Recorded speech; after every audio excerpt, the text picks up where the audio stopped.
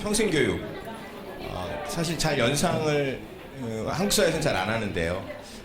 역사적으로 학교와 지역의 연계를 할 때 항상 이제 사회교육이라는 영역이 상대로 있었습니다.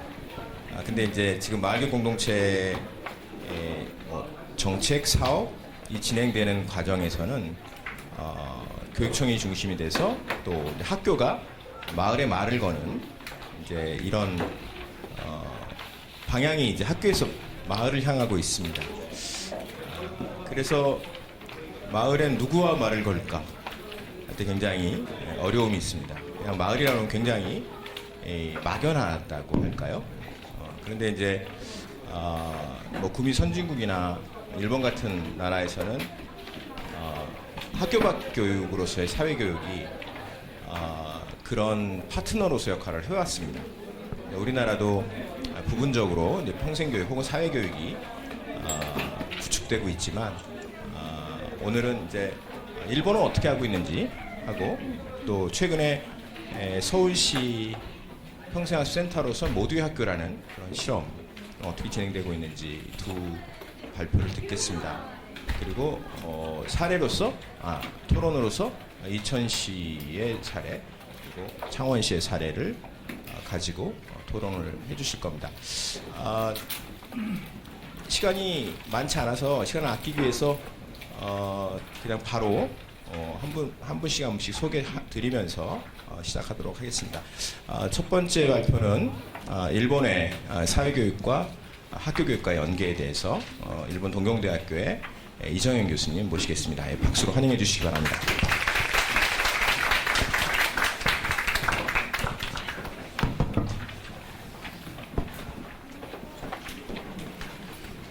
안녕하세요. 동경대학교의 이정현입니다. 반갑습니다. 목소리가 잘 들리나요? 잘 안 들리죠? 저만 들립니다. 나한테만 들리세요? 괜찮습니까? 예.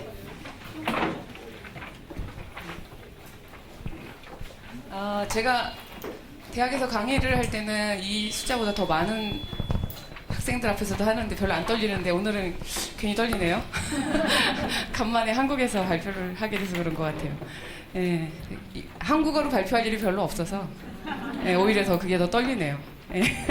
반갑습니다. 저는 지금 일본 동경대학교에서 평생교육을, 한국에서는 평생교육이라고 하니까 평생교육을 하겠습니다. 평생교육을 가르치고 있고요.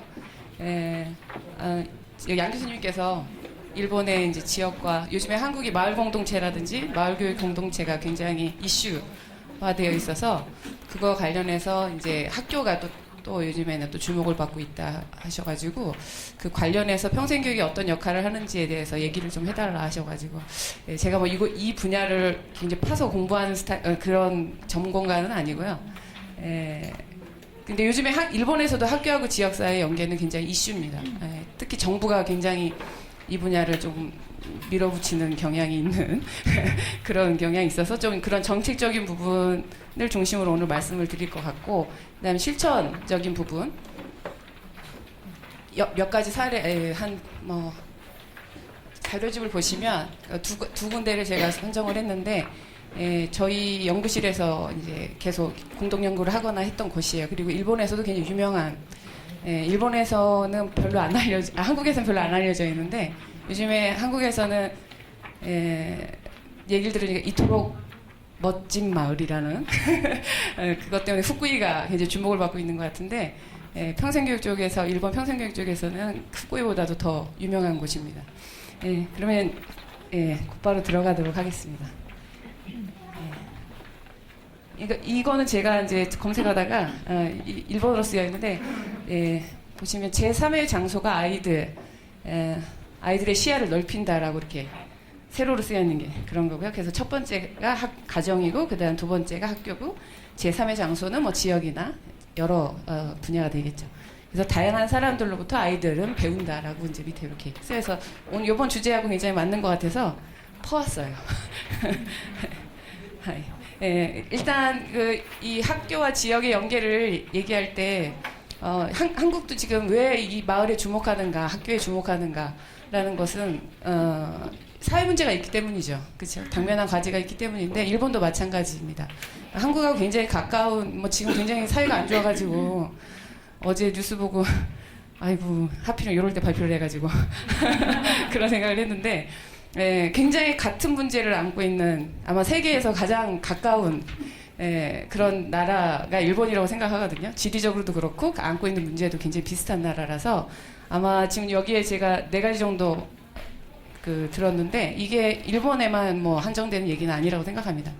뭐 아시다시피 저출산 고령화는 뭐 한국보다 먼저 시작됐고 요즘에 이제 속도가 한국이 더 빨라가지고 아이를 가장 안 낳는 나라가 한국이 되어버렸는데 일본은 뭐 고령화 측면에서는 훨씬 더 한국보다 빨리 진전되고 있어서 뭐 그런 문제에 따른 이제 문제죠. 인구 구조의 변화 그로 인해서 뭐 시장이 축소되거나 뭐 이런 문제 우려가 있습니다.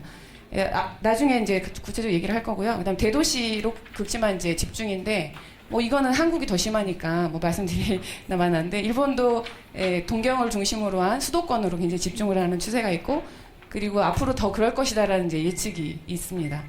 그다음에 세 번째가 이제 글로벌화가 이제 초래한 사회 구조의 변화. 뭐 이거는 고용 구조도 마찬가지고 그럼으로 인해서 우리가 앞으로 어떻게 먹고 살아가야 될 것인가 인생 설계가 굉장히 불안정하다. 지금 요즘 젊은이들 보면 알 수 있죠. 앞으로 뭘 먹고 살아야 되는가에 대한 그런 문제가 일본도 마찬가지로 있습니다. 그다음에 네 번째가 이제 사회 관계망이죠. 그러니까 지역 대도시로 자꾸 이렇게 집중하다 보니까 지역이 점점 쇠퇴해지고 그러다 보니까 이렇게 인간 간의 서로 관계도 조금 희박해지면서 뭐 고독해지고 뭐 고독사도 뉴스에 가끔 나오잖아요. 일본도 그렇고요. 그다음에 노인들의 고립이라든지 뭐 이런 문제 굉장히 한국이 안고 있는 문제를 똑같이 안고 있는 겁니다. 조금 구체적으로 보면 이제 저출산 고령화 뭐 이거 많이 보셨을 건데 이건가요? 지금 여기서 조금 지났죠. 그래서 이게 아이들 수고요. 여기가 이제 노년층 점점 두꺼워진다라고. 전반적으로 인구는 줄고 있는 걸 보실 수 있습니다. 이게 지금 작년 12월 기준으로 1억 2천 정도 되는데 2천만 정도 되는데 2060년 되면 한 8천만 명으로까지 줄 것이다. 이대로 놔두면 뭐 그런 이제 전망이 나오고 있고요. 고령화율도 마찬가지로 뭐 이렇게 계속 위로 올라가죠. 세계 뭐 지금 1위라고 할 수 있을 정도로 고령화율이 높고. 요걸 보시면 지금 한국은 작년인가? 아 그래요? 제가 원래 목소리 되게 큰데. 자, 한국은 작년에 14%가 넘어서 고령사회를 이제 진입을 했죠. 일본은 95년에 고령사회 진입을 했고요. 지금 그러니까 2007년에 초고령화 20%가 넘으면 초고령사회라고 하는데 이미 넘어섰고 지금 28%가 넘습니다. 굉장히 노인이 많은 나라고요. 그래서 노인 기준을 이제 75세로 올려야 되지 않냐 뭐 이런 얘기가 나오고 있을 정도로 높아요. 지금 28.2%가 됩니다. 75세 이상도 14%. 그러니까 한국의 65세 이상하고 똑같은 거의 비슷한 수치가 일본은 75세 이상이 됩니다. 그리고 아이를 낳지 않는 거죠. 합계 출산율도 마찬가지로 약간 늘었었는데 다시 요 3년 동안에 계속 조금씩 줄고 있습니다. 그래서 한국보다는 많이 높죠. 1.4가 넘으니까 이런 추세고요. 두 번째 이제 대도시로의 극심한 집중이라는 것이 이제 주목을 받기 시작했던 게 이 책이 나오면서인데요. 여기에 지금 제가 사진을 마스다라는 사람이 한국으로 치면 행안부 장관을 했던 사람입니다. 이 사람이 그 장관을 끝내고 나서 뭐 여기저기 뭐 도지사도 하고 뭐 많이 했어요. 근데 일본 창성회의라고 하는 이제 민간 단체 그 회의 단체인데 거의 이쪽에서 나오는 아이디어가 싱크탱크라고 보시면 되는데 민간 단체이긴 하지만 거의 아베 정권의 브레인이라고 보시면 됩니다. 그래서 여기서 아이디어가 나오면 그걸 반영해서 정책을 짜는 그런 중요한 이제 단체인데 거기에 좌장을 맡고 있는 사람이거든요. 근데 이 팀이 조사를 했는데 앞으로 이제 도쿄로 엄청나게 인구가 집중될 것이다. 그리고 고령화가 이제 되면서 특히 노인들이 도시로 집중을 하게 된다는 거죠. 의료라든지 복지라든지 이런 측면 때문에 그렇게 되면 이제 지방에 있는 젊은 여성들이 이제 그런 복지 쪽에 일을 해야 되니까 다시 또 도시로 다 빠져나가는 그런 현상이 일어나서 이제 지방에는 사람이 없게 되는 소멸하게 되는 지방 소멸하게 되는 시대가 올 것이다. 그러니까 이대로 방치하면 큰일 난다라는 거를 2014년에 이 책을 발표하고 이것이 NHK에 이제 굉장히 그 인기가 많은 그 다큐멘터리 프로가 있는데 거기서 방송이 그대로 됐어요. 그렇게 되면서 엄청 반향을 일으키고 주목을 받게 됐습니다. 이게 이제 뭐 이제 보면은 도쿄하고 오사카하고 나고야 가장 이제 대도시라고 볼 수 있는데요. 이쪽으로 다 이제 인구가 몰리고 지방은 점점점 이제 내려갈 거라는 거죠. 이게 지방권인데 여기 이쪽 이게 이제 기준이니까 0이고 여기 이제 줄어나고 있고 그 줄어난 만큼 이쪽으로 올라가고 있는. 근데 결국에는 계속 이대로 방치하면 오사카나 나고야도 위험하다. 도쿄만 남는다. 그리고 100년 정도 지나면은 도쿄도 없어질 것이다. 뭐 몇 년 후면은 인구가 0명이 된대요. 뭐 그런 얘기도 있어요. 그래서 이제 이 책, 그 아까 얘기했던 지방 소멸이라고 하는 책에서 아까 말씀드렸다시피 노인 인구가 점점 실제로 감소하고 있습니다. 2008년에서 13년 사이에 조사를 해봤더니 전국이 22%가 되는 우리나라 치면 시군구의 노인 인구가 감소한 것이 이제 조사로 밝혀졌고요. 이제 이렇게 되면 점점 이제 젊은이들이 일을 찾아서 도시로 다 같이 빠져나가기 때문에 2040년이 되면 거의 절반에 가까운 지자체에서 젊은 여성들이 이제 감소할 것이다. 그러면 젊은 여성이 빠져나가면 아이도 낳지 못하잖아요. 다들 아기 난 가능성이 있는 분들이 다 나가니까 이제 그렇게 되면 기존에 이제 한계마을이라는 용어가 있었어요. 이제 점점 인구가 줄면서 우리나라도 마찬가지로 지방 가면 다 할머니 할아버지밖에 안 계시잖아요. 이제 그런 마을들을 한계마을이라고 얘기를 했었는데 뭐 한계마을을 넘어서서 이제 소멸 마을이라는 말이 이제 그렇게 불러야 되지 않겠느냐라는 이제 얘기가 나오게 됩니다. 이 지도상을 보시면 이제 이렇게 색깔이 진한 빨간색일수록 이제 그럴 가능성이 높은 것이 되는 겁니다. 그다음에 뭐 이거 사회구조 변화 마찬가지로 비정규직이 뭐 늘어나는 건 똑같으니까 뭐 굳이 이렇게 자세하게 설명은 안 드려도 될 것 같고요. 넘어갑니다. 이제 이렇게 이제 비정규직이 늘어나고 생활이 불안정해지면 당연히 가정을 꾸리기가 힘들어지고, 그다음에 사회 격차가 당연히 생기게 되죠. 그렇게 되면서 이제 한국은 노인 빈곤율이 되게 심각한데 일본은 아동 빈곤율이 되게 심각합니다 지금. 그래서 특히 2012년에 조사를 해봤는데 이때가 이제 16%가 넘어서 6명 중에 1명이 상대적 빈곤을 이제 겪고 있는 거죠, 아이들이. 실제로 학교에서 이제 아침밥 못 먹고 학교 가는 애들이 많고, 밥을 제대로 못 먹는 아이들이 굉장히 많습니다. 이제 그게 왜 그런가 봤더니 역시 이제 가정이 이제 경제적으로 빈곤하고 그 빈곤한 가정들 중에서도 싱글맘이 압도적으로 그 빈곤 가정을 차지하고 있다라는 이제 그런 격차 문제가 이제 있다라는 거죠. 근데 이게 결국에는 그런 자본주의의 이제 폐해이기도 하다는 거죠. 다 영향이 이제 있다라는 이것이 앞으로 더 이제 심각해지기 전에 뭔가 손을 써야 되지 않겠느냐. 그러니까 너무 이제 시장화라든지 이런 거에만 일본 정부도 굉장히 민간화하고 막 이러는 거 굉장히 열을 올렸었는데 그러다 보니까 이런 일들이 자꾸 생기게 되면서 조금은 이제 충격을 받게 되는 거죠. 아시아에서 가장 잘 산다는 일본이 애들이 밥을 굶고 있다니 뭐 이런 충격이 일었던 거죠. 예. 이제 그다음에 사회 관계망의 단절 희박화라는 건데 일본은 제가 보면은 일본은 아직까지는 마을 자체가 굉장히 기능을 하고 있어요. 한국에 비하면. 한국은 어느 순간부터 제가 잘 몰라서 그런지 모르겠는데 저도 시골 출신인데도 반상회를 어머니가 했던 기억이 있어요. 한두 번씩은. 저는 충청남도 홍성 고암리 출신인데요. 근데 어느 순간부터 그런 광경이 없어졌어요. 근데 일본은 아직도 그게 계속 지속이 되고 있거든요. 물론 이제 조금씩 많이 이제 쇠퇴한 지역도 있지만 아직 굉장히 뿌리박고 있고, 자치 조직이 굉장히 힘이 있습니다. 특히 오늘 제가 소개할 지역은 특히나 그런 이 지역 자치 조직이 굉장히 탄탄한 곳이어서, 근데 이게 일본도 조금씩 이제 무너져가고 있는 게 있어요. 그래서 이런 문제.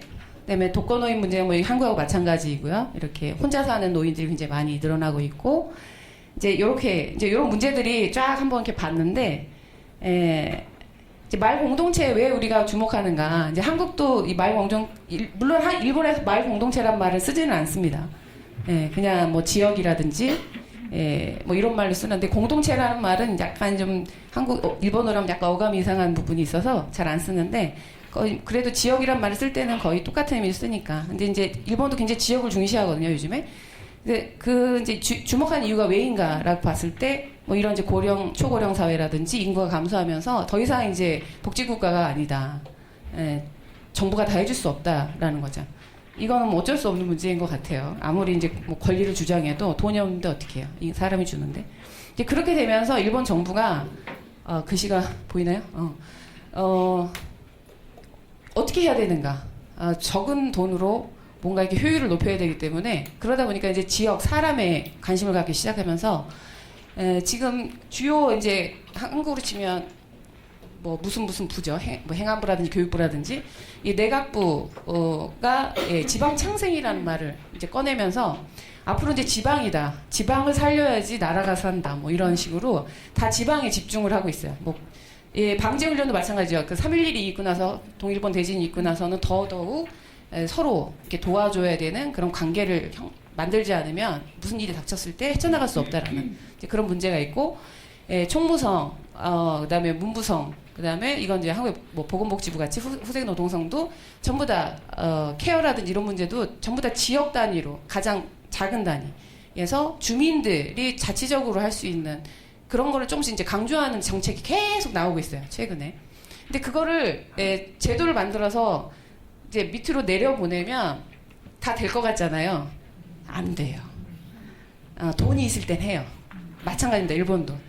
한 돈이 이렇게 막 내려오면은 주민들 동원해가지고 막 하는데 나중에는 이제 조금씩 발을 빼잖아요. 그러면 다들 의존했던 버릇이 있어서 이렇게 유지가 안 되는 거예요. 근데 유일하게 유지되는 곳을 봤더니 자기 자랑 같아가지고 평생 교육이 잘 되어 있는 곳이에요.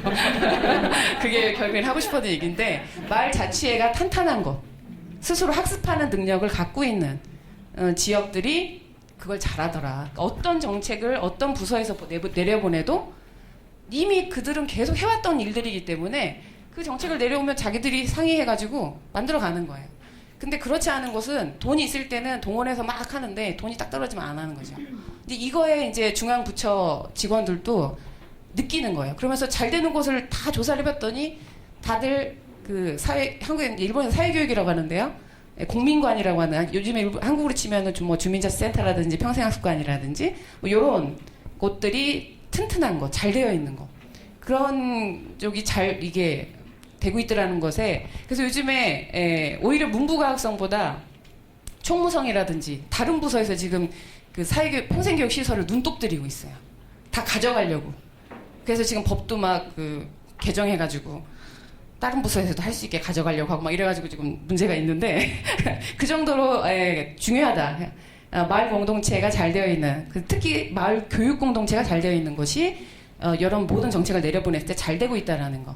그게 이제 그 중앙 부처의 사람들도 느끼게 되는 거죠.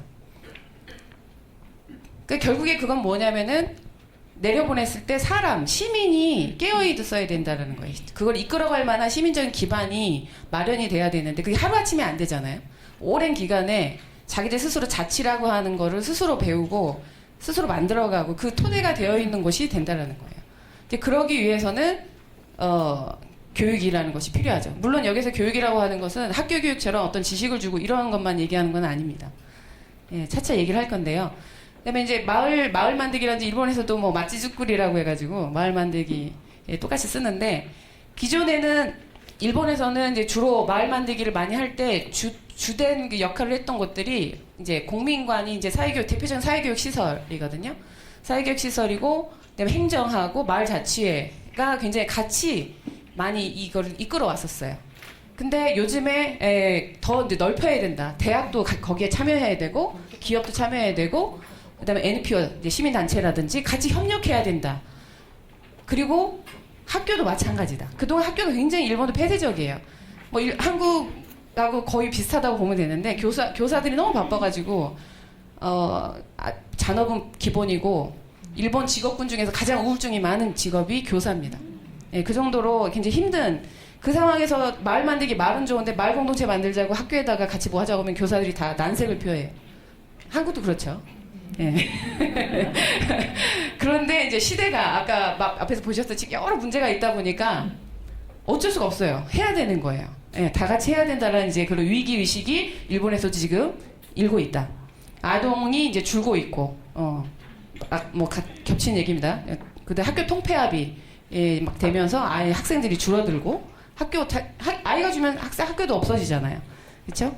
근데 일본은 굉장히 학교를 굉장히 중시하는 경향이 있어요. 학교를 지역에서 학교가 사라지면 지역도 사라진다라는 굉장히 의식이 있거든요, 다들. 그래서 마을 자치에도 저희가 이제 지역 조사를 들어가면 각 조그만 자치예배를 다 다니면 초등학교가 없어지는 거에 대해서 되게 슬퍼해요, 마을 주민들이.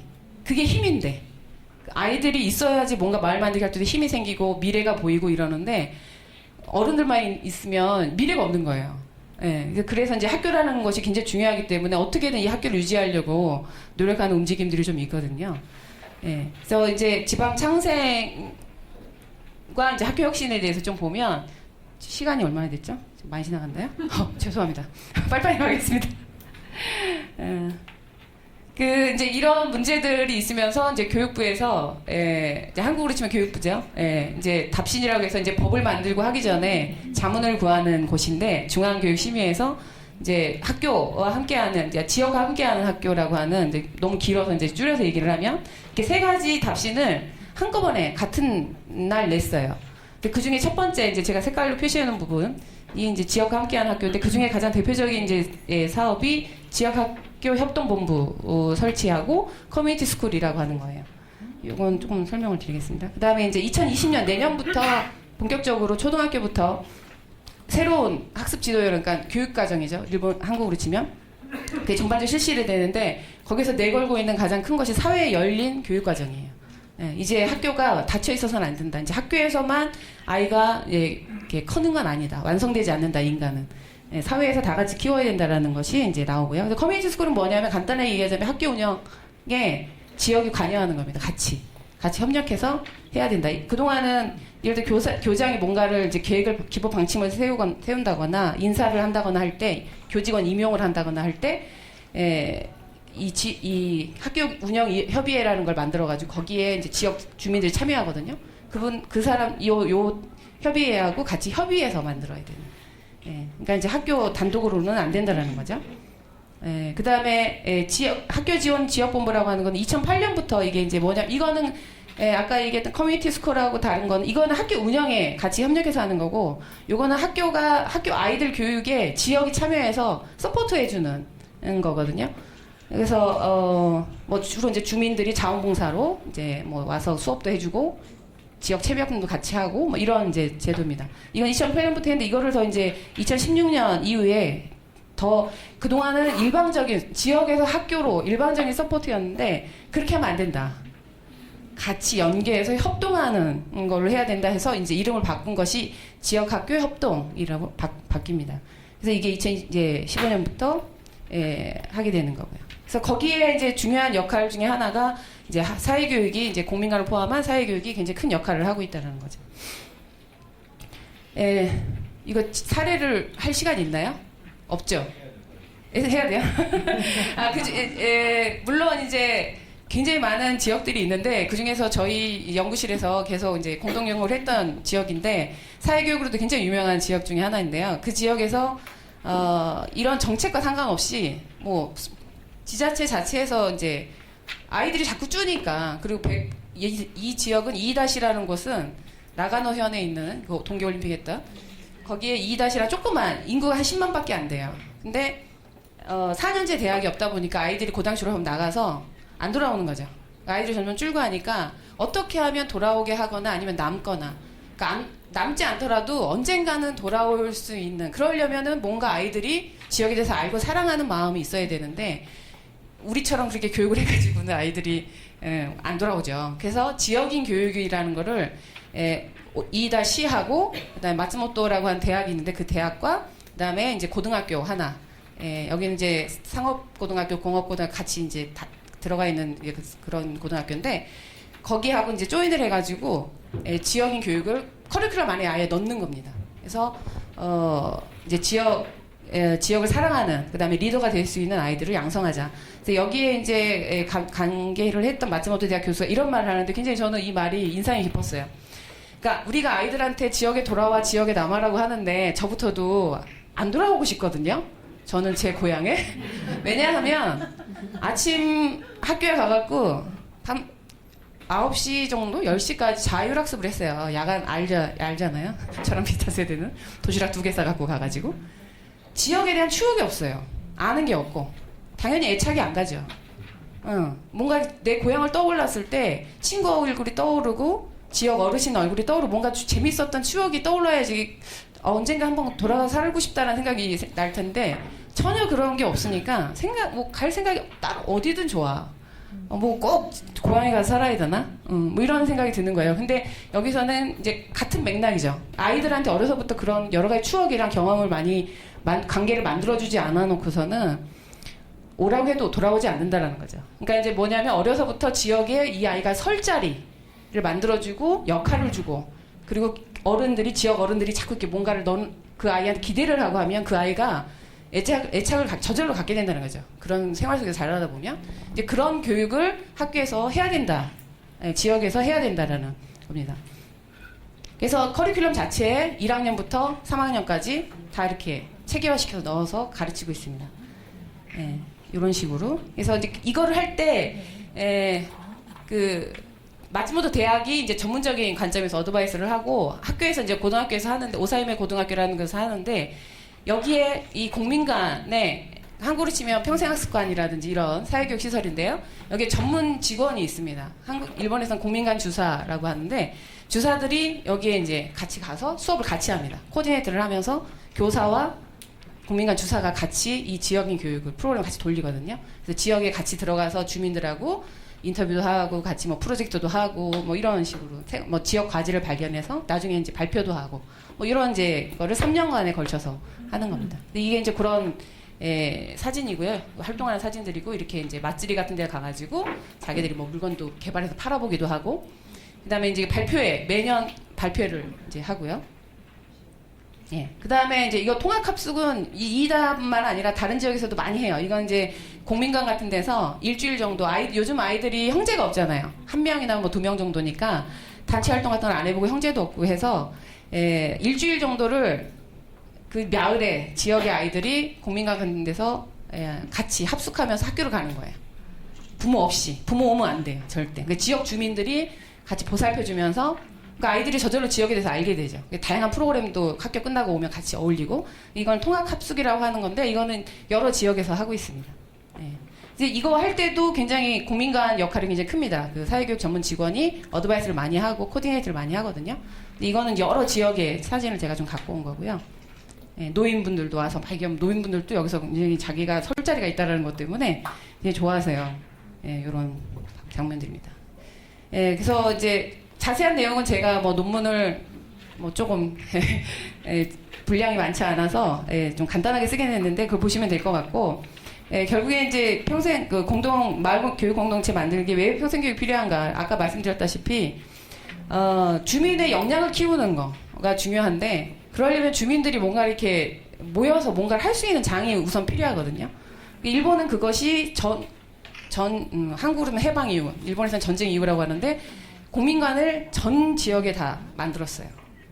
마을 곳곳에. 그리고 이제 그 행정적으로 만든 것도 있고 주민들 스스로가 더 낮은 그러니까 한국으로 치면 정말 마을이죠. 아주 작은 마을 단위로 주민들이 자기들이 돈을 걷어서 건물을 짓고 활동을 하기 위해서 공민관을 지어가지고 합니다.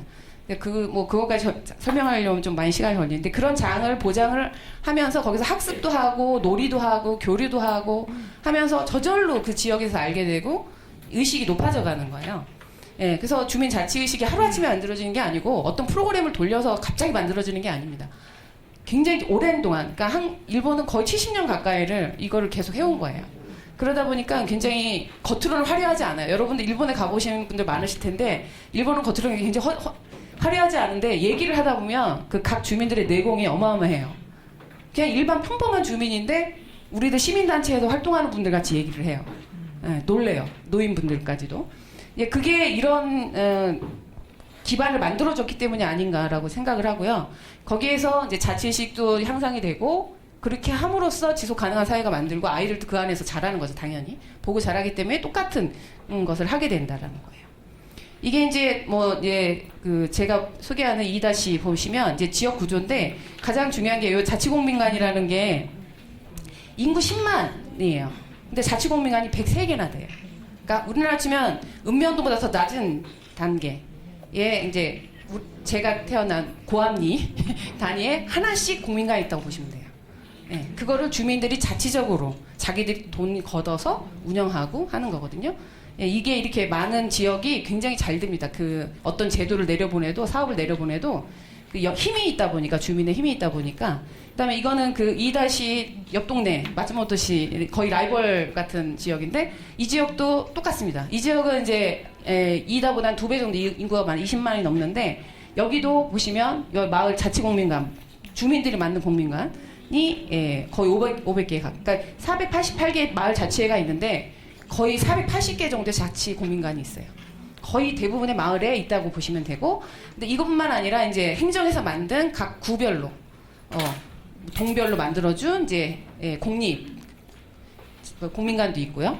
예. 그다음에 뭐 다른 저기 것들은 이제 시간이 없어서 좀 넘어가고 이제 마무리를 하자 보면 결국에 우리가 먹고 살고 행복하게 사는 거는 생활과 그다음에 좀 즐겨야 되니까 문화라든지 그다음에 편하게 살려면 복지라든지 이런 것들이 가장 우리가 살아가는 데 가장 필수잖아요. 근데 이런 거를 유지를 그동안은 우리가 국가에 굉장히 의존을 해왔었는데 앞으로는 그게 힘들어졌다라는 건 누구나 다 아는 상황이고 근데 그러려면은 주민이 힘을 키워야 된다는 거예요. 그걸 키워서 사회적 자본 뭐 한때 굉장히 유행했던 사회적 자본 이거를 만들어야 되는데 이게 한순간에 만들어지지 않는다라는 거죠. 그러려면은 그렇게 모여서 뭔가를 같이 공유하고 학습하고 하는 학습이라고 했을 때 뭔가 지식을 서로 주고받고 하는 게 아니라 모여서 뭘 하다 우리가 뭔가 이렇게 느낄 때가 있잖아요. 그죠? 아 이럴 때 있잖아요. 이런 것도 다 이제 일본에서는 학습이라고 해요. 만합이라고 하거든요. 배움이라고 할 수 있는데 이런 것까지 다 넣어가지고 근데 그거는 하루아침에 되지 않기 때문에 이제 그런 작업들을 늦었지만 지금이라도 우리 해야 된다. 예, 그래야지 뭐 미래교육 말이 좋죠. 뭐 그 기술만 좋다고 해서 미래 사회가 좋아지는 건 아니잖아요. 결국 우리가 먹고 사는 문제고 하다 보니까 지속 가능한 사회를 만들려면 요런 일본의 굉장히 소박하지만 소소하지만 굉장히 중요한 것을 일본에서 발견할 수 있지 않는가. 예, 요렇게 말씀드리겠습니다. 질문으로 받겠습니다. 예. 감사합니다. 일본의 현실과 우리 현실이 굉장히 다르죠. 이제 학교는 지금 무턱대고 마을교육 공동체를 하라고 사업이 내려오고 있는데 누구하고 얘기해야 될까 이런 고민들을 하실 텐데 우리도 지역의 어떤 거점을 고민하는 것 그리고 지역의 교사와 협력할 전문가가 필요하다는 것. 우리나라에서는 이제 일본의 공민관 주사 같은 사람들을 평생교육사라고 부르고 이제 오늘 한 분 오셨습니다. 두 분 오셨군요. 네. 이제 이정현 교수님 감사드리고요. 질문은 이제 한꺼번에 받도록 하겠습니다. 두 번째 세션은 이제 한국의 서울 평생교육진흥원 모두의 학교 팀의 팀장으로 일하고 계시는 김혜영 선생님의 모두의 학교 실천에 대해서 소개 듣도록 하겠습니다. 박수를 맞아주시죠.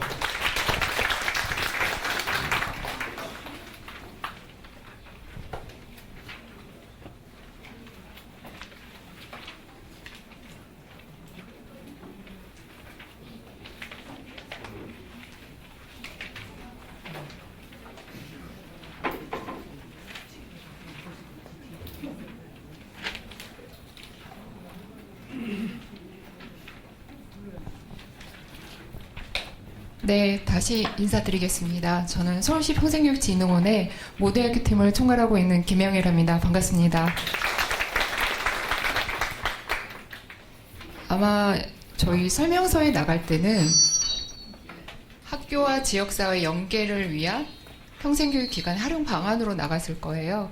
근데 이제 양미자 교수님이 저한테 갑자기 토론이었다가 이렇게 발제로 바뀌었다고 연락을 주시는 바람에 공식적으로 말씀드리면 한국에서 제가 모두학교 사례를 가지고 이런 학술대회나 포럼 발표한 경우는 오산이 처음입니다. 여러분들은 어떻게 보면 모대학교가 지금 전국에서 제가 어제 저희 신임 원장님 보고자를 만들다가 카운팅을 했는데 저희 모대학교가 1년 조금 넘었는데 300여 개 기관이 저희를 벤치마킹하러 왔더라고요. 그리고 1000명이 다녀가셨더라고요. 1000명이 넘었긴 했는데 그래서 1년밖에 안 됐는데 그렇게 왜 찾아오실까? 그리고 무엇 때문에 찾아오실까? 사실 고민하고 있는 와중에 이제 최근에 이런 발표 요청이 굉장히 많았었는데 지난 1월 달에 제가 일본의 한일 학술교류회 때 후쿠오카에서 저희 모대학교가 만들어진 과정과 관련된 그 지역사회 협치 모델로 제가 발표한 바 있습니다. 그리고 공교롭게도 한국에서는 여기가 처음입니다. 네, 여러분들 앞에서 모대학교 사례를 공유할 수 있어서 저는 기쁜데요. 오늘 가져온 사례는 이 주제에 맞춰서 학교와 지역사회 연계 관련돼 가지고 모대학교가 했던 활동 하나 사례를 가지고만 발표하도록 하겠습니다. 아주 심플하게 사실 글은 저는 썼습니다. 그런데 조금 더 분석적으로 보고 싶어서 어떤 모델을 대비해서 저희 사례를 좀 분석한 거고요. 그걸 토대로 해서 제가 제안하고 싶은 거는 하나의 학교와 지역사를 연계하는 모델로서 모대학교가 가질 수 있는 시사점이 무엇일까를 좀 여러분한테 제안하고 싶은 걸로 마무리하겠습니다. 아마 저희 서론 시작할 때 아마 좀 특이했을 거예요. 모대학교 장면이 제가 어떤 시간 기점을 해가지고 5월 30일 목요일 상황에 한 2시 50분 무렵의 상황을 실제적인 상황입니다. 그때 모대학교에서 뭐가 열리고 있는지 어떤 사람이 오가고 있는지 그때 그 사진을 제가 찍었다면 좋았겠지만 그 사진이 없어서 지금 이거는 정확하게 오늘 날짜에 작년 오늘 날짜에 찍힌 사진입니다. 네, 제가 찾았더니 있더라고요. 그래서 그 당시 여기 보시면 잘 보이지는 이게 좀 해상도가 조금 떨어져서 잘 안 보이는데 위에는 아이들이 있고요. 여기에는 뭐 어른들, 안에는 또 어르신들이.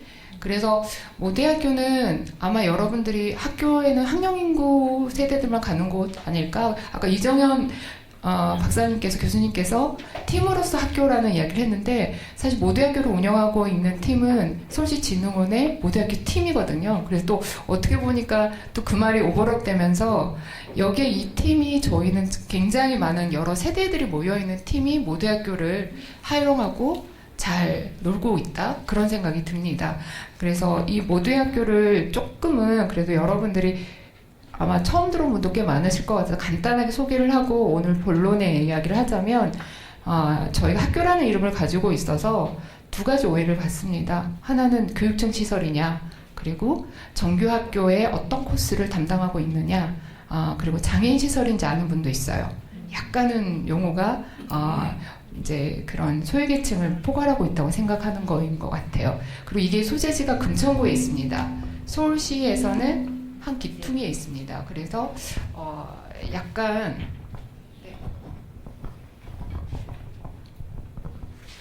네 됐나요? 네네 네. 그래서 금천구의 시설인가 구립시설인가 한데 이거는 서울시가 만든 유일하게 한 곳이고요.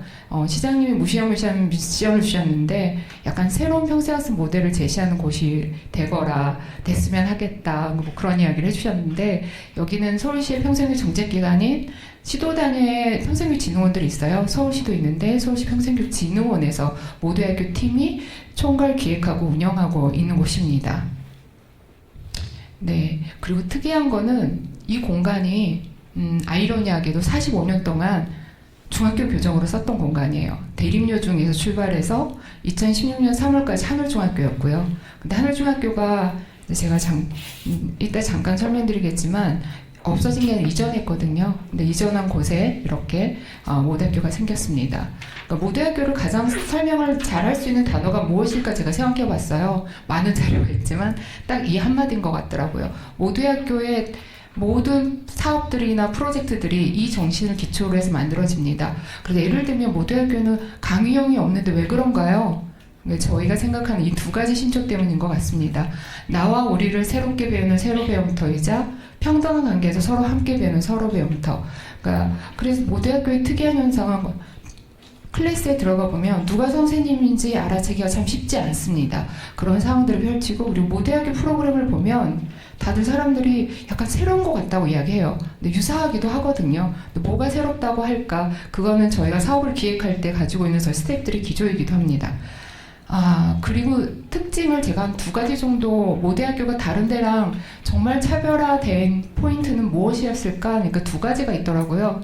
출발점 가정이 달라요, 저희는. 기존의 평생학습센터들이나 학교나 보면 교사나 교수님, 강사, 때로는 교과서에 의해서 당사자의 학습이, 특히 학생들의 학습이 설계된다고 생각을 하잖아요. 근데 저희는 출발 과정이 그렇지 않습니다.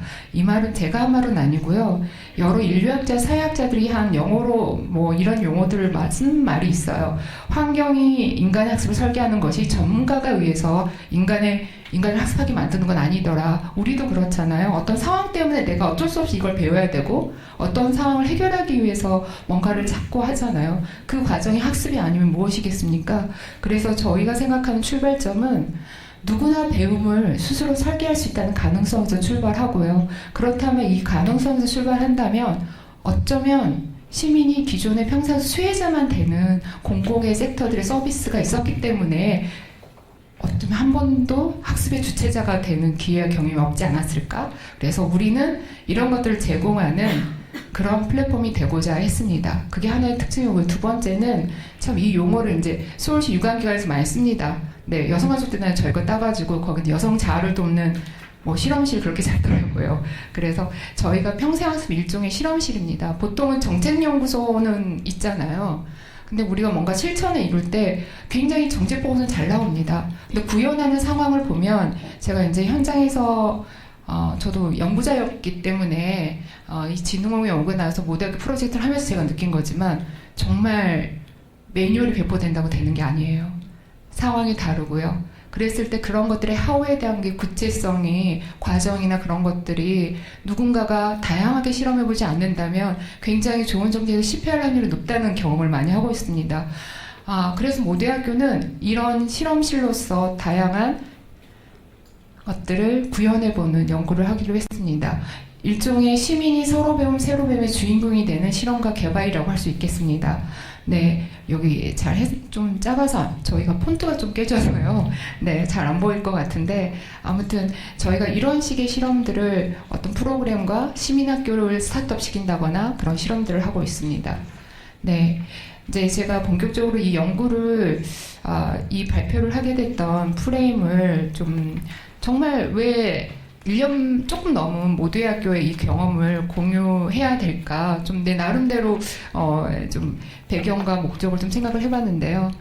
이거는 이 사례는 여기 키워드가 있죠. 학교와 지역사회잖아요. 모대학교 사례는 학교와 지역사회 굉장히 상징적인 곳이라는 저는 생각을 했습니다. 일단 학교 측면에서는 서울이 만약 이 상황이라고 한다면 학령 인구가 줄어들어서 학교가 폐교될 상황이라는 걸 들으면 사람들이 더 극단적으로 이해를 하더라고요.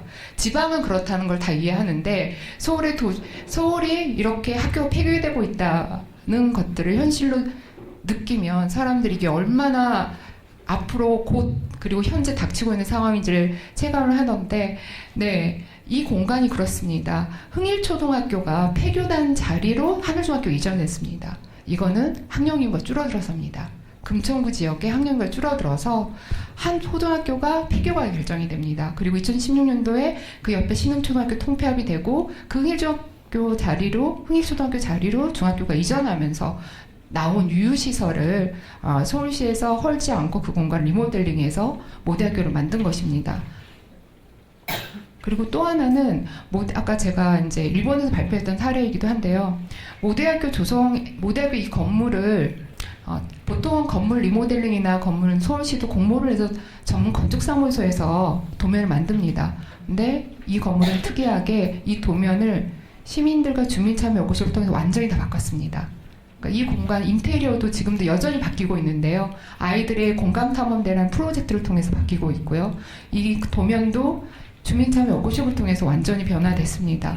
사실 지역사회 협치 성공 모델로 그래서 2007년도에 서울시 협치 100서에 실리기도 했습니다. 그러니까 굉장히 이걸로도 유명해서 저희가 벤치마킹도 많이 오기도 합니다. 네, 이런 두 가지 키워드에 우리 이번 주제의 학교와 지역사회란 키워드에 이 모대학교가 출발점 자체 역사는 짧지만 의미가 있는 거 아니겠느냐 하는 생각을 하고 출발을 했고요.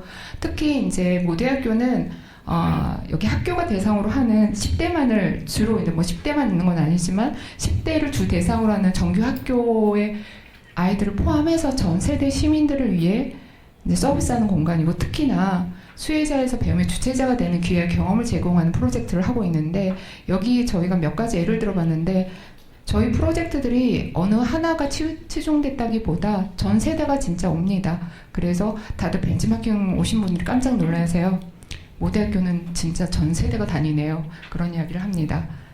네. 그리고 저희가 이제 포커스를 맞춘 주제는 모대학교에서 이런 실험과 개발과 관련된 모든 프로젝트를 다 예를 들 수는 없고 특히 정규 학교와 연관되어 있는 여기서 말한 학교는 저희가 정규 학교를 생각을 하니까 정규 학교와 연관되는 지역사회 연계 사례 프로젝트로 상징적인 주인공 학교 사례에 포커스를 맞춰서 분석하고 이 사례를 분석하고 학교와 지역사회의 연계 조직으로서 저희 모두의 학교를 하나 예를 들어서 어떤 역할과 기능을 할 수 있을지를 말씀드리고자 합니다. 네, 제가 이제 요즘에 이 모델이 굉장히 유용하더라고요. 그러니까 그 게슈와 엔셀이 2007년도에 만든 협력적 거버넌스 모델인데 협력적 거버넌스 모델의 흐름이에요. 우리가 보통 협치라고 하죠. 협치라고 하는데 협치를 어떻게 해야 되느냐 했을 때 이 모델만큼 잘 분석할 수 있는 모델은 저는 아직 못 만나서 이 모델을 많이 활용을 합니다. 이 모델을 근거해서 저희 주인공학교 프로젝트를 한번 분석해 보았습니다. 왜냐하면 이 모델이 보통은 연계협력이라는 연계 키워드를 우리는 기존의 네트워크 모델 가지고 많이 분석을 했었어요. 근데 그거는 그 과정에 대한 긴밀한 협력관계 내용을 잘 분석이 안 보이더라고요. 구조는 볼 수 있지만 그래서 그 과정들을 조금 더 분석하기에 이 모델이 적절한 것 같아서 이 모델을 활용을 했습니다. 네. 그 전에 이제 주인공 학교가 뭔가 과연 모대학교는 뭔지도 잘 몰랐는데 또 여기 이 안에 또 주인공 학교가 있다니 그런 생각을 하실 것 같아서 이 주인공 학교에 대해서 소개를 하면 일종의 프로그램입니다. 저희가 이제 모대학교 인근의 학교, 정규 학교들과 함께 특히 10대들이 모여있는 중학교, 고등학교와 함께 그들의 수업의 사회적 체험 활동이나 자유학년제 수업, 그 다음에 전환기 수업 관련돼 가지고 그들이 자신의 삶을 모색할 수 있는 진로 탐색할 수 있는 프로그램을 저희가 하나 기획한 게 있는데 그걸 총칭해서 저희는 주인공 학교라고 합니다. 네, 이거의 취지는 저희가 아까 전 세대를 저희가 대상으로 하고 싶다고 그랬잖아요. 기존에 성인만 치중되어 있었잖아요. 평생학습 기관들이. 근데 전 세대를 하는데 모대학교가 뭐 홍보를 잘하고 타겟팅해서 프로그램 개설하면 어린아이들도 오고 어르신들도 오고 다 오실 것 같아요. 근데 못 오는 층이 있더라고요. 저도 중학교, 고등학교 학부모인데 여건을 잘 알거든요. 네, 그 친구들이 실제로 오려면 우리 학교를 찾아가는 방법밖에 없더라고요. 그래서 저희가 시작했던 거고요. 또 하나는 제가 학부모로서 느끼는 고민이었어요. 저희 아이가 다니는 학교가 자유학기제 시범학교였어요, 심지어. 근데 제가 느꼈던 불만은 원래 보고서는 그러지 않았을 텐데 아쉬운 거는 직업 체험, 직업 설명 그런 수업이라는 생각이 들었습니다. 원래 취지는 그게 아니었을 텐데 왜 그랬을까 했는데 그건 하우의 문제였다는 생각을 저희가 했었고 이거 역시 우리가 터치를 해봐야 된다고 생각을 했고 그거에 출발을 했습니다. 그래서 아이들이 인생에 마주하게 될 선택의 순간에 자신의 삶을 스스로 이끌 힘을 길렀으면 좋겠다. 이 프로젝트를 통해서 그렇게 해서 시작을 했고요. 여기 사진을 굉장히 작아가 잘 안 보이는데 여기 보면 선생님들이 모대학교 오는 날만 애들이 너무 신나는데 아침부터 기분이 다르다고 이야기를 해요. 그러니까 그 정도로 여기 표정도 굉장히 그런 게 다 드러나 있습니다. 저희가 지금 좀 여기 제가 자료에 많이 넣었던 자료는 작년 9.1 고등학교 1학년 2학기 전체 1학년을 대상으로 했거든요. 거기에 이제 창의적 체험활동 수업을 아예 저희가 했습니다. 저희가 기획하고 운영해서 그 수업을 토대로 해서 사례를 했는데요. 그때하고 지금 2019년도 현재 5월까지 지금 하고 있는 인근의 5개 학교랑 지금 현재는 학대에서 연결하고 있는데 그 프로젝트를 사례를 보고 있습니다.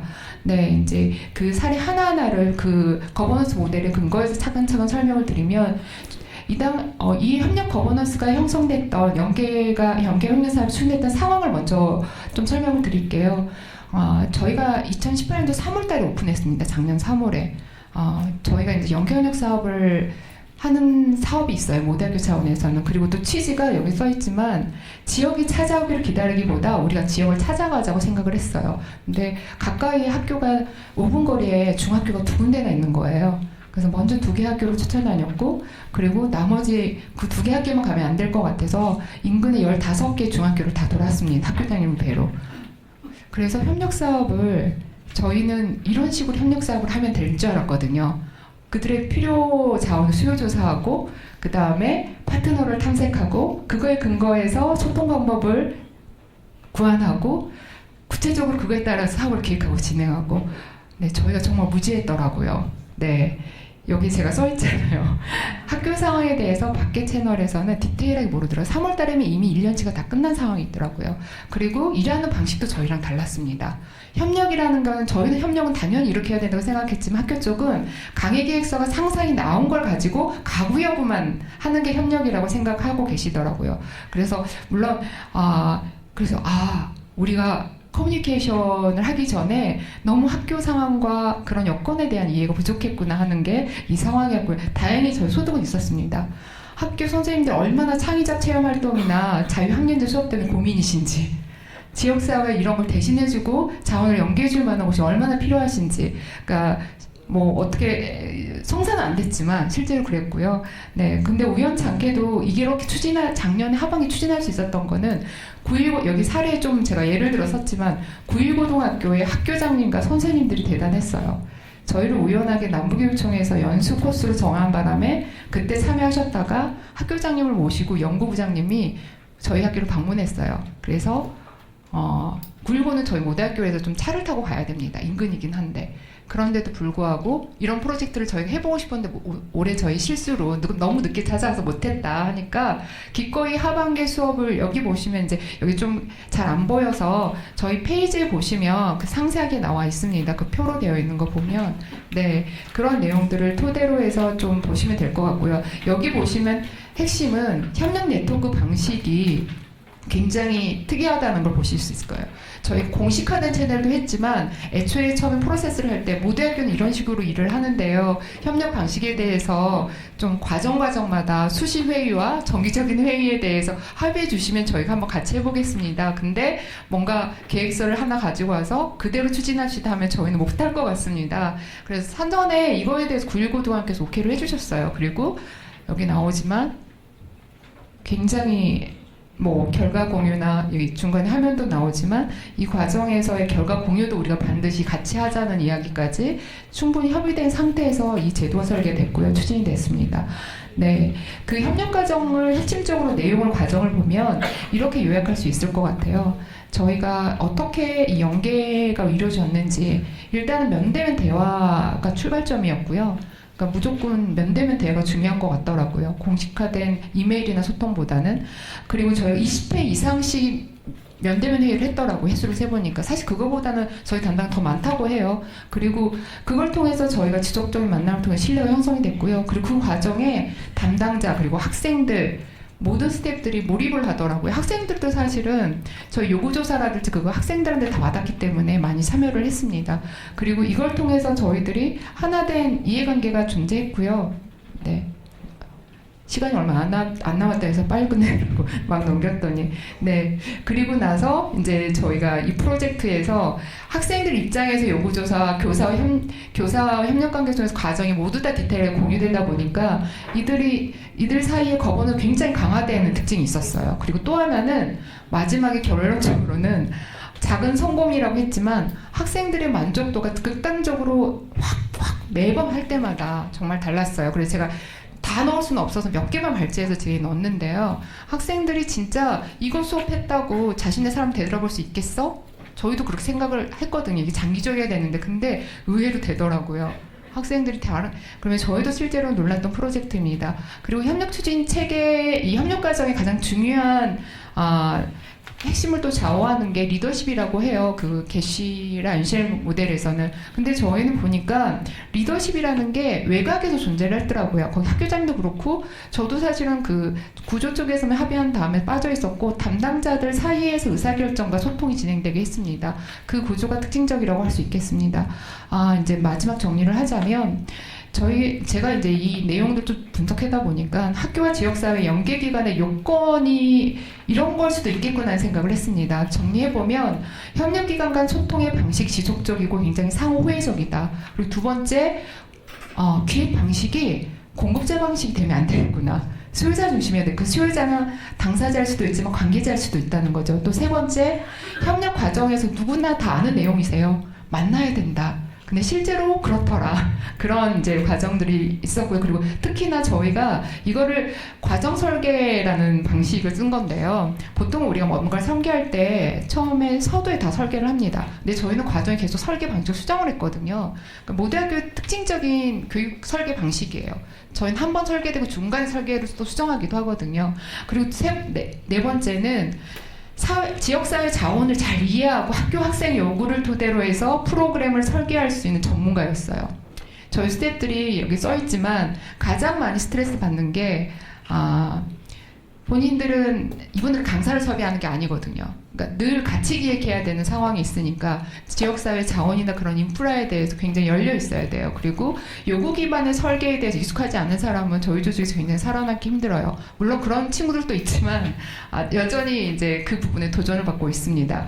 그래서 요약하자면 저희가 그냥 느낀 거는 만약에 이런 협력 사업을 성공하고 싶다면 뭐가 필요하겠느냐 했을 때 하나는 연계 협력 사업의 추진 방식을 좀 연구할 필요가 있다. 그거는 우리가 어떤 다양한 지역사회 자원이나 학생을 포함해서 이해관계자가 정보원으로서 하나 수렴되는 구조라든가 그 다음에 이런 조직 구성을 추진할 수 있는 시스템이 마련되어 있어야 된다는 거죠. 저희 모대학교는 스텝이 그렇게 일할 수 있게 구조를 만들었다는 게 핵심이었지 이게 한 명에 의해서만 추진된다고 한다면 이 체제는 이루어지기 힘들 것 같습니다.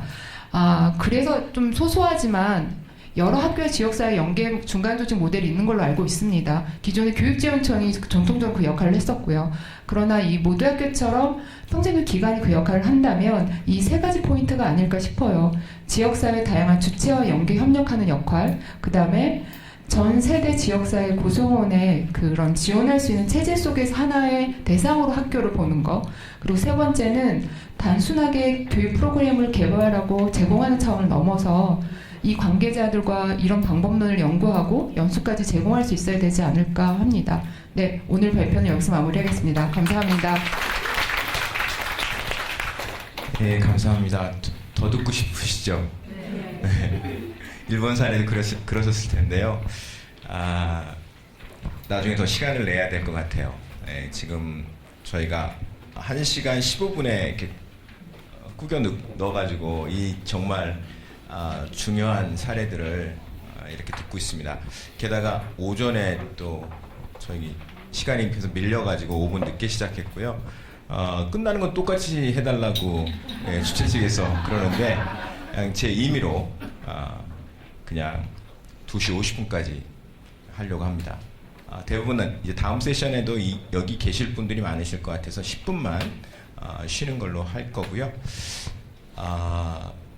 지금 이제 모두학교 같은 경우는 실험입니다, 사실은. 일본은 시스템이고요. 그게 굉장히 큰 차이가 있는 것 같고요. 지금 모두학교는 아시는 분도 계시지만 모르시는 분이 많으셨을 테고, 그런데 이제 또 우리 찬란한 실험을 하고 있는 의정부의 몽실학교 같은 개념하고 유사점도 있고 차이점도 있고 그런 것 같아요. 그래서 우리가 이제 새로운 마을교육 공동체의 상상력을 가져야 되는 그런 시대에 도전을 받고 있습니다. 두 가지 이 사례를 발표를 들었고요.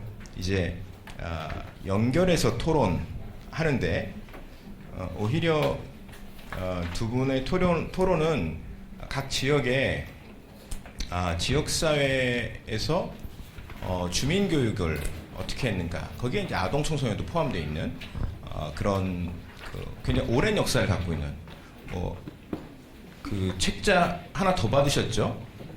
창원이 처음이었다. 예, 20년이 된 창원의 실천을 이종원 선생님 모셔서 듣도록 하겠습니다. 예, 박수로 환영해 주시죠. 네, 반갑습니다. 경남정보사연구소 소장 이종훈이라고 합니다.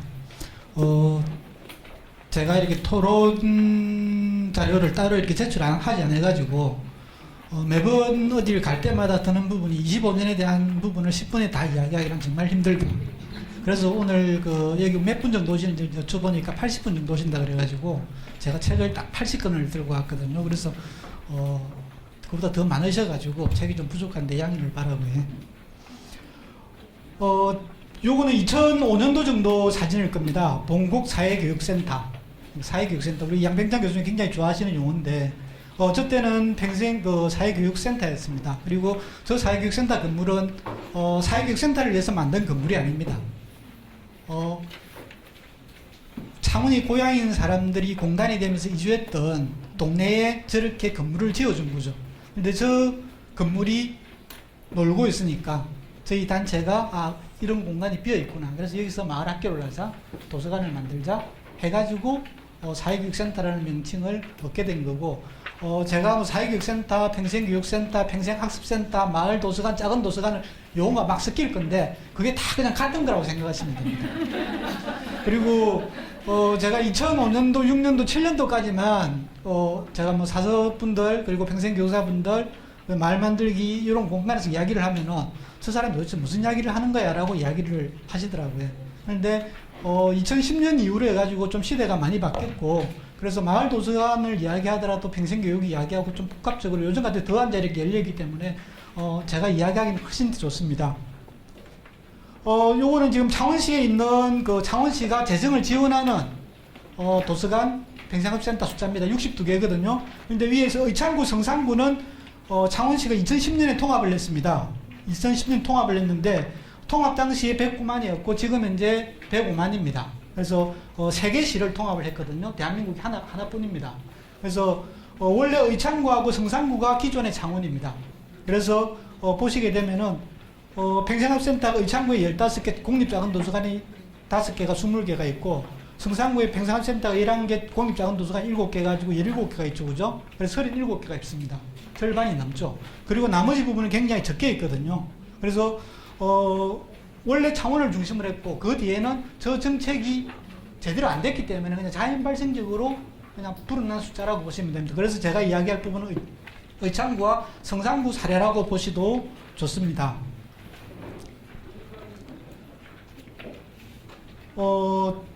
지금 이게 봉곡평생학습센터, 지금 현재 올해부터 학습센터로 명칭이 바뀌었거든요. 법 용어로 적용을 했는데, 저 건물은 1995년도에 89년도에 건물을 만들었고, 95년도에 봉곡마을 학교를 개소했습니다. 저희 단체가 94년도에 만들었고, 95년도에 창원시 보고 저 공간이 비어있으니까 우리한테 좀 빌려줘 해가지고, 창원대 정영애 교수님이 마을 학교를 만들었죠. 평생교육을 할 수 있는.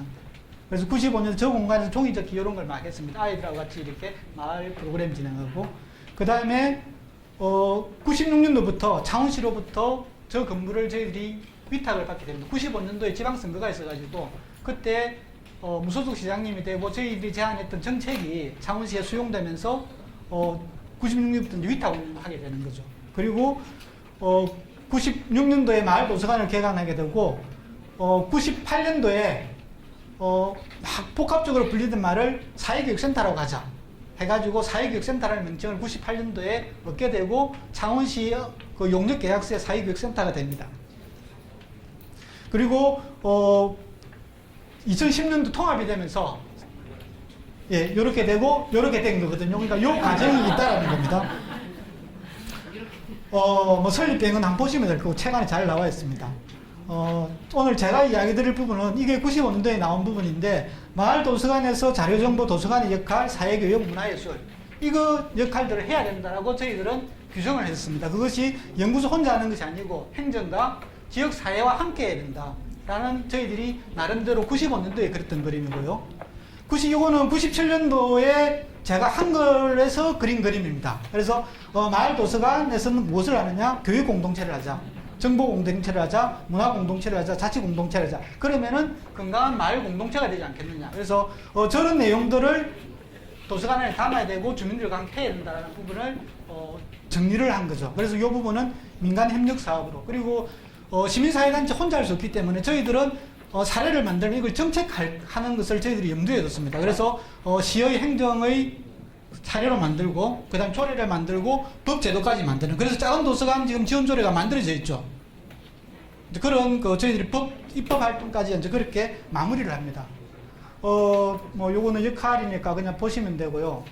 요 통틀어 가지고 제가 이야기 드리고 싶은 부분들은 아까 서울 모두의 학교에서 결정한 수요자들, 주민들이 어떤 욕구를 가지냐에 따른 부분들을 가지고 프로그램을 만들고 거기에 따라서 내용들을 만듭니다. 그리고 오늘 오전에 다 했을 때 아줌마가 문제라고 얘기했다 아닙니까? 아줌마가 버글버글 하거든요. 그래서 저희들은 아줌마들이 가지는 욕구를 가지고 프로그램을 만들고 그분들을 교육합니다.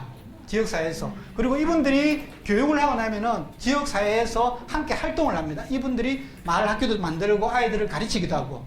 그래서, 그런 선순환 구조를 만드는 거죠.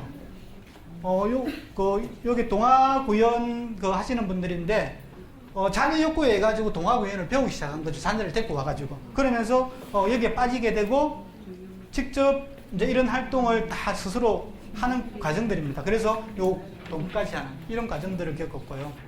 다른 부분들도 마찬가지입니다. 그래서 결국은 조직을 만들고 그 조직이 스스로 활동할 수 있게끔 만들어 나가는 것.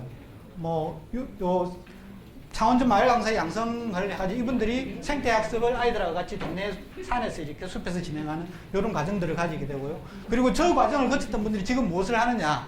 마을 도서관에서 일을 하시거나 그리고 자녀들이 크고 나서 자기 제2의 인생을 찾아가시거나 공부를 더 해가지고 대학 강단에 쓰는 분도 계시고 시민사회단체 활동가가 되는 분도 계시고 또 전문직으로 가지고 계신 분도 다양하게 활동을 하고 있습니다.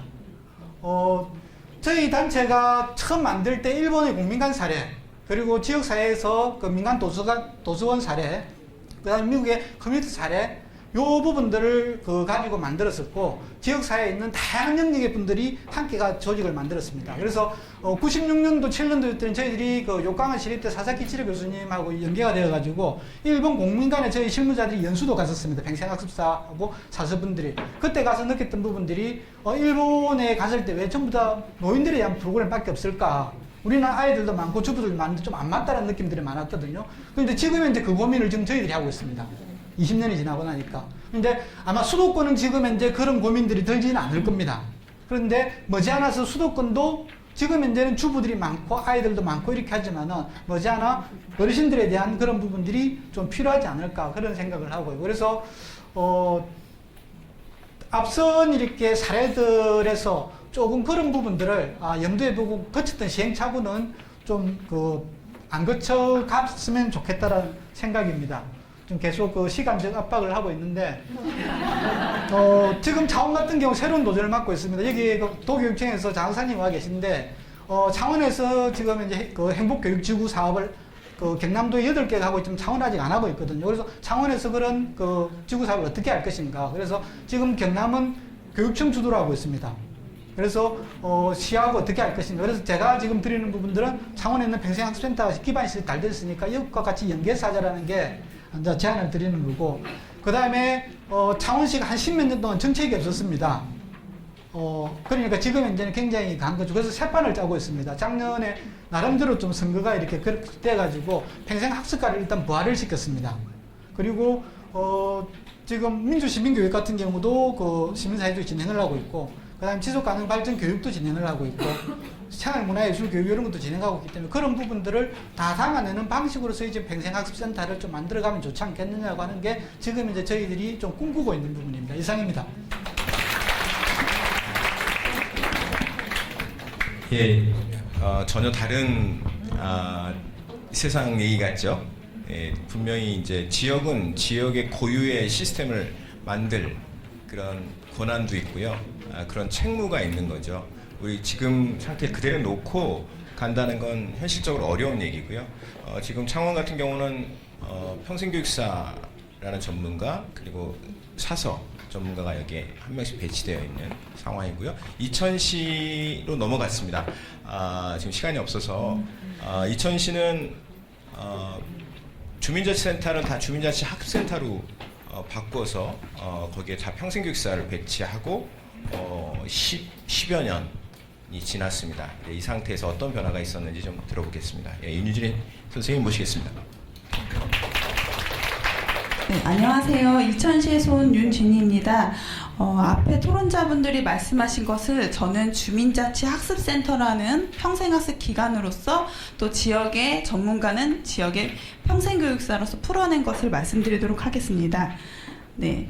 그래서 제목을 학교와 지역사의 연계, 평생교육사가 그 중심에 서다라는 제목으로 이제 토론을 풀어내고요. 순서는 이와 같고요. 중요한 거는 저희는 주민자치 학습센터입니다.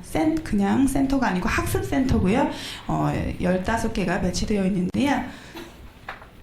저희 교육사는 오산시에도 있겠지만 저희 이천시에는 본청과 읍면동에 배치되어 있고 또 중요한 것은 평생학습과 주민자치 업무를 동시다발적으로 전담하고 있다는 게 좀 특색이라고 볼 수 있고요. 이런 배경 아래에 이천시는 지역과 학교 연계를 누가 시킨 것이 아닙니다. 시장이나 교육장, 학교장 어느 누구도 시키지 않았지만 저희 교육사와 주민자치센터, 주민자치위원회, 지역 주민들이 그냥 스스로 하다 보니까 하고 있더라고요. 하고 있는데 발표 자료를 정리하다 보니까 되게 많이 하고 있더라고요. 그래서 이제 말씀을 드리는데요. 지역 알리기라 능력 향상, 이외에 이런 한 5가지 영역으로서 저희가 추진을 하고 있다고 말씀을 드리고요. 먼저 말씀드리는 거는 학교와 굳이 연계를 하지 않았지만 이미 방과 후 학교로 학교 프로그램을 들어가서 운영을 하고 있습니다. 예, 중요한 것은 그냥 프로그램 아니고요. 지역 알릴 수 있는 지역의 인물, 지역의 역사적 인물로 지역을 알릴 수 있는 지역인 양성과 같이 지역 사랑, 지역 이해, 지역 자긍심 이런 것들을 알 수 있는 걸로 해서 신청 학교로 초중고 학교로 이렇게 내용을 포함해서 들어가고 있다는 점을 말씀드리고 싶고요. 네, 또 하나는 이제 중리동 주민자치 학습센터라는 곳에서 여러 사례가 있는데요. 이 중에서 이제 방과 후 교실 운영 이미 또 하고 있지만 학생과 학부모들이 함께 연계할 수 있는 이런 사업들이 이미 마을학교라는 이름으로 진행이 되고 있습니다. 그래서 학생과 학부모가 같이 참여하는 사업이고요. 이 다음번에 말씀드릴 게 도전 서해 골든벨인데요. 말 그대로 골든벨 형식인데요. 그건 학교와 그리고 주민자치학센터가 연계해가지고 학생들 대상으로 골든벨을 개최하는데 이때 참여하는 것은 학생 플러스 교사까지 다 참여한다는 것입니다. 그래서 이런 사례가 있고요. 네, 여기서 중요한 것은 학교는 학생들에 대해서 되게 다양한 고민을 하고 있더라고요. 네, 학생 성장이라든지 어떤 교육과정을 운영할 것인지. 그래서 주민자치학센터도 고민하고 있습니다. 우리 아이들 지역에서 어떻게 살릴 것인지, 우리 지역을 어떻게 이해하게 할 것인지 고민했고요. 이 국민들이 맞물린 사업들이 이렇게 구상이 되는데요. 학교에서 원하는 것은 평생학습 프로그램을 누군가 기획했으면 좋겠다. 그리고 우리 주민자치센터에서 원했던 것은 학교가 개방을 하고 학생도 좀 참여했으면 좋겠다. 이런 고민들로 해서 이런 사업들로 해서 지역과 연계하고 있습니다. 네. 또 하나는 가족 캠프인데요. 그냥 가족 캠프가 아닙니다. 학교에서 했고요. 이 말씀드리는 소위 이제 경기 세율학교라는 곳은 부적응 학생들이 있는 학교예요. 그래서 지역에서 이 학교가 생긴 뒤로 학교를 알리고 싶어서 먼저 시에 접근을 했습니다. 학교에서. 어떻게 학교를 알릴 수 있는 사업이 있을까 고민했고요. 남북권에 있는 소외기관들 17개 기관들이 같이 참여해가지고 가족관계 개선 프로그램들을 운영한 사례입니다. 네. 엄마와 아빠, 아이들이 다 같이 학교 안에서 참여했고 이 기획은 평생교육사뿐만 아니라 지역의 다양한 기관의 평생학습 담당자들이 함께 기획을 했다는 프로그램이고요. 지역 안에서 학교를 개방했다는 게 중요한 관점이고요. 경기 세율학교에서는 학교 이미지 개선을 위해서 참여했지만 결국은 평생교육장으로 본인들도 내놓았다는 겁니다. 그리고 남부권에서 이제 이런 체험 한마당 같은 걸 운영했는데요. 지역에서는 고민이 그냥 지역의 프로그램을 운영하는 게 아니고 어떻게 하면 지역 자원을 홍보하고 이왕이면 우리 지역 경제도 활성화시킬까를 함께 고민한다는 것이죠.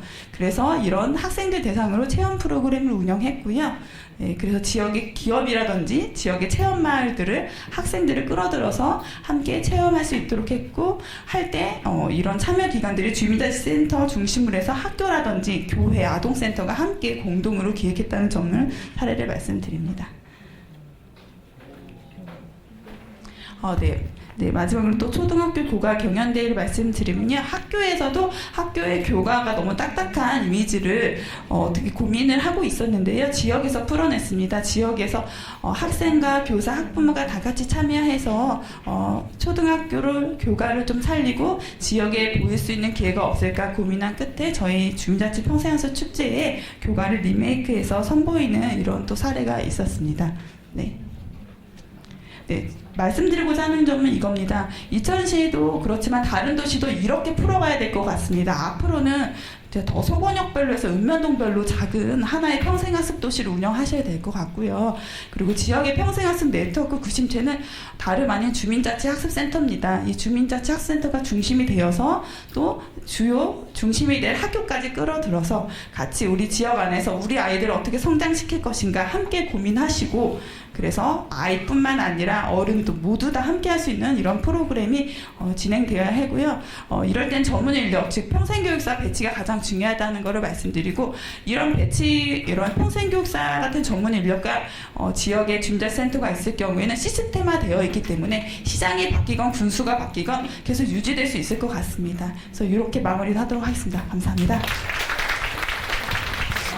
예, 네 분 발표와 토론을 들었습니다. 네 개의 사례를 제가 들은 거죠. 이제 질문도 받고 토론도 하고 싶어서 이렇게 준비했으나 그럴 시간은 없는 것 같고요. 제가 뭐 시간 관리를 잘못한 것도 있지만 워낙 그 좋은 사례들을 저희가 충분히 듣는 게 더 중요했다고 생각했습니다. 저한테 나중에 질문을 메일로 해주시면 제가 연결을 시켜드리겠습니다.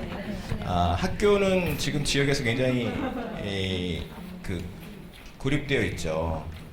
그리고 이제서야 이제 지역과 함께라고 했을 때 그 방향 혹은 누구와 연결할 것인가 이런 고민이 우리에게 좀 필요합니다.